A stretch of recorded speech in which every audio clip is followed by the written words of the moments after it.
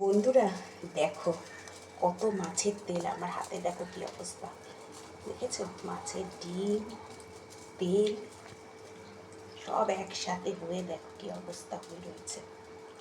এগুলো ভালোভাবে পরিষ্কার করে নিয়ে শুদ্ধ মাছের তেল করব। চলো তেলটা যখন করব তখন তোমাদের সাথে শেয়ার করছি। দেখো পটকাগুলো পরিষ্কার, এই যে তেলের এই অবস্থা, এতটা না উপজে পড়েছে, দেখছেন? এই কড়াইয়ের সাইড দিয়ে এই যে এই অবস্থা।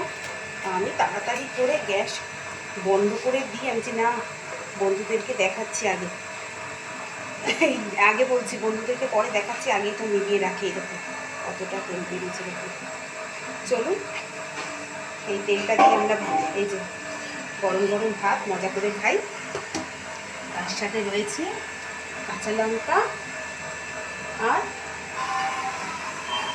নুন দিয়ে মজা করে ভাতটা খেয়ে নিই আমরা। চলুন আজকের মতন এখানেই বিদায় দিচ্ছি মাছের তেল দিয়ে।